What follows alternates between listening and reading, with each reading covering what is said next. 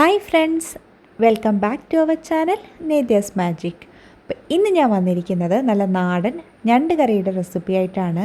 അപ്പോൾ എങ്ങനെയാണ് നല്ല നാടൻ രീതിയിൽ ഞണ്ട് കറി തയ്യാറാക്കുന്നത് നമുക്ക് നോക്കാം. അപ്പോൾ നമ്മൾ ഈ ഞണ്ട് കറി മൺചട്ടിയിലാണ് ചെയ്യാൻ പോകുന്നത്. അപ്പോൾ ഞാൻ ദാ ഇവിടെ ഒരു മൺചട്ടി ചൂടാക്കാൻ വെച്ചിട്ടുണ്ട്. ഇനി ഇതിലേക്ക് നമുക്ക് 2 ടേബിൾ സ്പൂൺ എണ്ണ ഒഴിച്ചു കൊടുക്കാം. അപ്പം ഞാനിവിടെ വെളിച്ചെണ്ണയാണ് എടുത്തിരിക്കുന്നത്. എപ്പോഴും നാടൻ കറികൾ ചെയ്യുമ്പോൾ വെളിച്ചെണ്ണയാണ് ഏറ്റവും നല്ലത്. ഇനി എണ്ണ ഒന്ന് ചൂടായി വരുമ്പോഴേക്കും നമുക്കതിലേക്ക് സവാളയാണ് ചേർത്ത് കൊടുക്കാനുള്ളത്. അപ്പം ഞാനിവിടെ 3 സവാള നീളത്തിൽ അരിഞ്ഞെടുത്തിട്ടുണ്ട്. അപ്പോൾ അതുകൂടി നമുക്കിതിലേക്ക് ചേർത്ത് കൊടുക്കാം. പിന്നെ ഈ സവാള ഒരു ഗോൾഡൻ ബ്രൗൺ കളറാകുന്നത് വരെ നമുക്കൊന്ന് വഴറ്റിയെടുക്കണം. അപ്പം ഇത് പെട്ടെന്ന് തന്നെ വാടി കിട്ടാനായിട്ട് നമുക്ക് കുറച്ച് ഉപ്പ് കൂടി ചേർത്ത് കൊടുക്കാം. ഈ സവാള ഒന്ന് സോഫ്റ്റായി വരുമ്പോഴേക്കും നമുക്കിതിൽ വേറെ കുറച്ച് കാര്യങ്ങൾ ചേർക്കാനുണ്ട്. അപ്പോൾ ഇതൊന്ന് 2 മിനിറ്റ് നമുക്കൊന്ന് സോട്ട് ചെയ്തെടുക്കാം.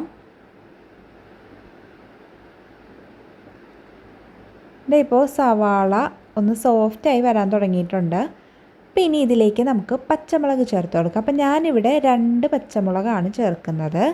അപ്പോൾ അതിൻ്റെയൊക്കെ ക്വാണ്ടിറ്റി നമുക്ക് വേണ്ടുന്ന എരിവിനനുസരിച്ചിട്ട് എടുക്കുക. അപ്പോൾ ഞാൻ 2 പച്ചമുളക് നീളത്തിൽ അരിഞ്ഞതുകൂടി ചേർക്കുന്നുണ്ട്. പിന്നെ നമുക്ക് ചേർക്കാനുള്ളത് ഇഞ്ചി വെളുത്തുള്ളി പേസ്റ്റാണ്. അപ്പോൾ ഞാനിവിടെ 1 ടീസ്പൂൺ ഇഞ്ചി വെളുത്തുള്ളി പേസ്റ്റ് ഞാൻ ചതച്ചിട്ടാണ് ചേർക്കുന്നത്. അപ്പോൾ അതും കൂടി ചേർത്തിട്ട് നമുക്ക് നന്നായി ഒന്ന് സോട്ട് ചെയ്തെടുക്കാം. ഇനി സവാളയുടെ ഒക്കെ കളറൊന്ന് മാറി വരുന്നത് വരെ നമുക്കിത് ഒന്ന് അടച്ചു വയ്ക്കാം. ഇത് നന്നായി ഒരു ഗോൾഡൻ ബ്രൗൺ കളറായി വരട്ടെ. ഇതിപ്പോൾ സവാളയുടെയൊക്കെ കളറ് ചേഞ്ചായി വന്നിട്ടുണ്ട്. ഇനി ഇതിലേക്ക് നമുക്ക് തക്കാളിയാണ് ചേർക്കാനുള്ളത്. ഞാനിപ്പോൾ ഇവിടെ 2 തക്കാളി ചെറുതായിട്ട് കട്ട് ചെയ്തെടുത്തിട്ടുണ്ട്. അതുകൂടി നമുക്കിതിലേക്ക് ചേർത്ത് കൊടുക്കാം. എന്നിട്ട് നന്നായി ഒന്ന് മിക്സ് ചെയ്തെടുക്കാം. ഇനി തക്കാളി ഒന്ന് കുക്കായി വരുന്നത് വരെ നമുക്ക് വെയിറ്റ് ചെയ്യണം. അപ്പോൾ തക്കാളി പെട്ടെന്ന് കുക്കാവാനായിട്ട് നമുക്ക് 2 മിനിറ്റും കൂടി ഇത് അടച്ചു വയ്ക്കാം. അപ്പോൾ ഈ തക്കാളി കുക്കാവുന്ന ടൈമിൽ എൻ്റെ ചാനൽ ആദ്യമായിട്ട് കാണുന്ന കൂട്ടുകാരുണ്ടെങ്കിൽ പ്ലീസ് ഇപ്പോൾ തന്നെ ഒന്ന് സബ്സ്ക്രൈബ് ചെയ്യണേ. സബ്സ്ക്രൈബ് ചെയ്യുമ്പോൾ തൊട്ടടുത്തൊരു കുഞ്ഞു ബെല്ലൈക്കൺ വരും. അതുകൂടി ഒന്ന് ക്ലിക്ക് ചെയ്തിട്ട് ഓൾ എന്ന ഓപ്ഷനും സെലക്ട് ചെയ്യാൻ മറക്കരുത്. എങ്കിൽ മാത്രമേ ഞാൻ പുതിയ വീഡിയോസ് ഇടുമ്പോൾ അതിൻ്റെയൊക്കെ നോട്ടിഫിക്കേഷൻ നിങ്ങൾക്ക് ലഭിക്കുള്ളൂ. ഇപ്പോൾ തക്കാളിയൊക്കെ നന്നായി കുക്കായി വന്നിട്ടുണ്ട്. ഞാൻ നന്നായിട്ട് ഉടച്ച് ചേർത്തിട്ടുണ്ട്. ഇനി ഇതിലേക്ക് നമുക്ക് പൊടികൾ ചേർത്ത് കൊടുക്കാം. 1 ടീസ്പൂൺ മഞ്ഞൾപ്പൊടി.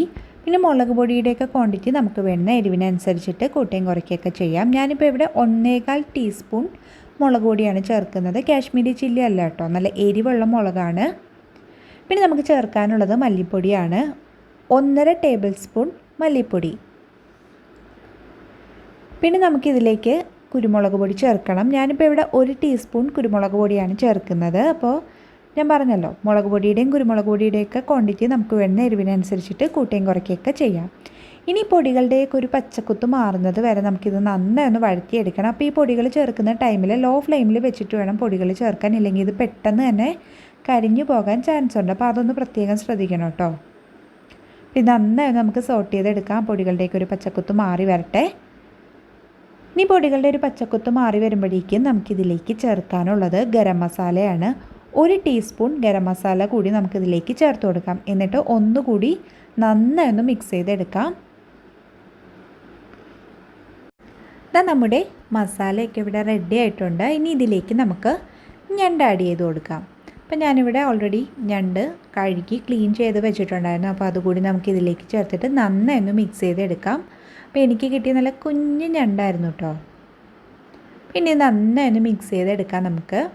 അപ്പം ഞാൻ ഇതിന് മുമ്പ് തേങ്ങ അരയ്ക്കാതെ തയ്യാറാക്കാൻ പറ്റിയ മീൻകറിയുടെ റെസിപ്പി ഇട്ടിട്ടുണ്ടായിരുന്നു. അതുപോലെ തന്നെ നമ്മുടെ അയലമീൻ വാഴയിലയിൽ പൊള്ളിച്ചതിൻ്റെയൊക്കെ റെസിപ്പി ഇട്ടിട്ടുണ്ടായിരുന്നു. അപ്പോൾ അതൊക്കെ കണ്ടിട്ടില്ലാത്തവരുണ്ടെങ്കിൽ ഡിസ്ക്രിപ്ഷൻ ബോക്സിൽ ഞാൻ എൻ്റെ ലിങ്ക് കൊടുക്കാം.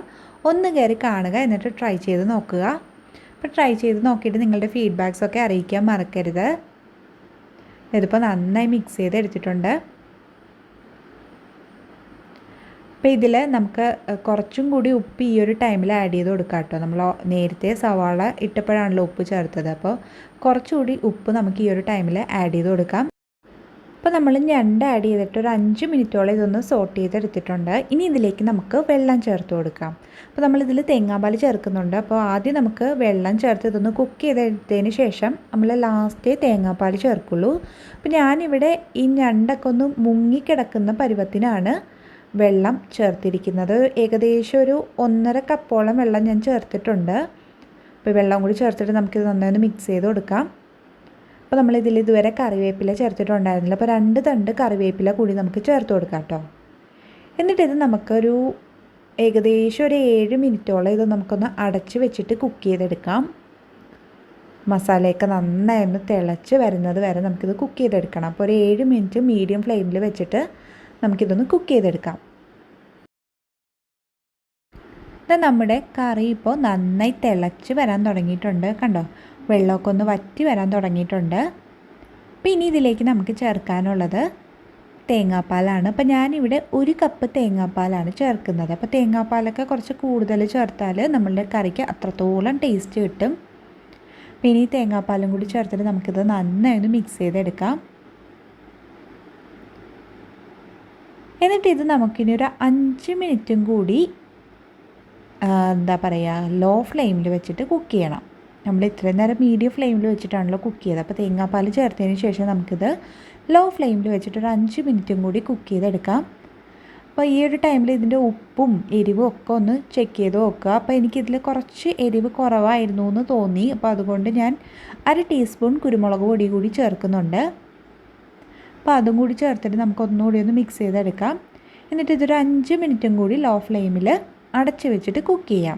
ഈ നമ്മളുടെ ഞണ്ട് കറി ഇവിടെ റെഡി ആയിട്ടുണ്ട്. കണ്ടോ, എണ്ണയൊക്കെ തെളിഞ്ഞ് വരാൻ തുടങ്ങിയിട്ടുണ്ട്. ഇനി ഇതിലേക്ക് നമുക്ക് കുറച്ച് കറിവേപ്പില കൂടി ചേർത്ത് കൊടുക്കാം. എന്നിട്ട് ഇനി ഫ്ലെയിം ഓഫ് ചെയ്യാം.